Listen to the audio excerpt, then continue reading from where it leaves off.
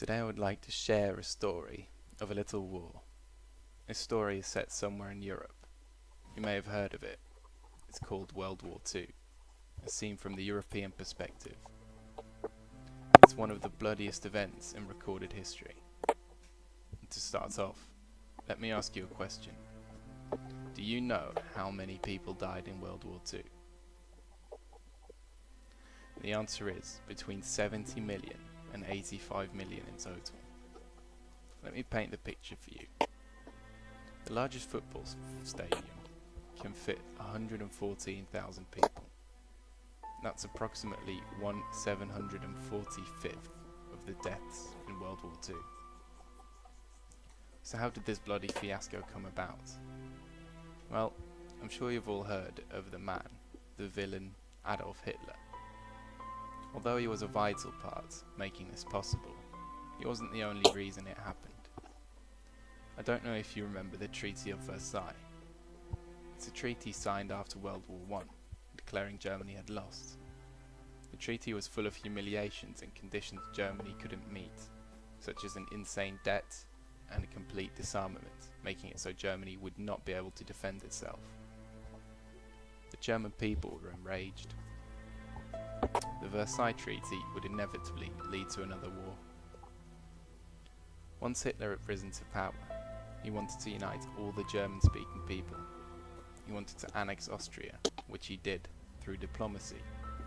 This was called the Anschluss, meaning the uniting of German and Austria.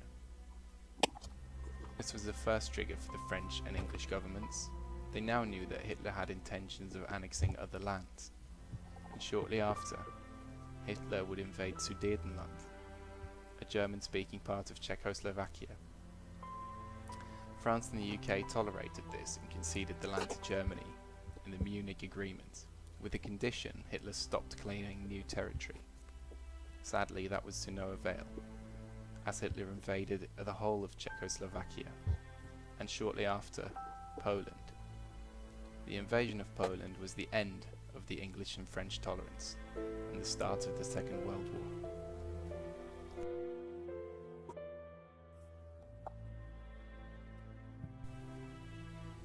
Poland would soon be captured by Germany, and partly by the Soviet Union. While Russia had plans with Estonia, Latvia, and Lithuania, Hitler waited for a couple of months before invading Denmark and Norway. The annexation of these countries led to the appointment of the new Prime Minister in the UK. His name was Winston Churchill. During the same period of time, Germany attacked France through Belgium and the Netherlands. A huge part of the British forces were evacuated from France. A famous operation known as Operation Dynamo. Soon after France was captured, now started the Battle of Britain, a short-lived campaign by Hitler to try to invade the United Kingdom.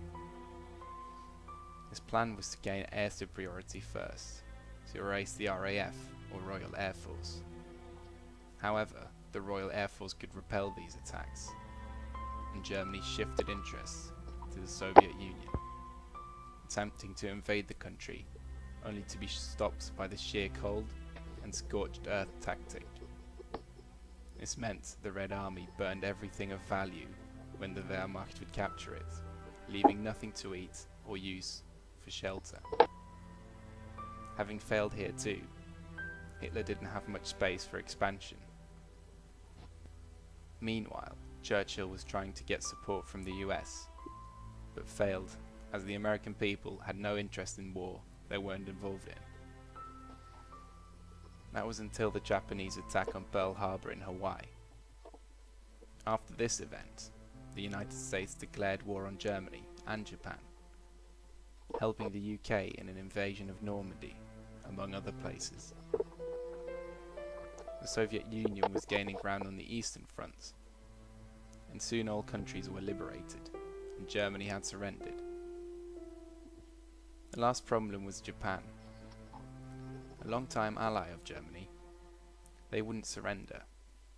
That was until the United States decided to issue a nuclear attack using Little Boy on Hiroshima and Fat Man on Nagasaki. When Japan surrendered, the war had ended.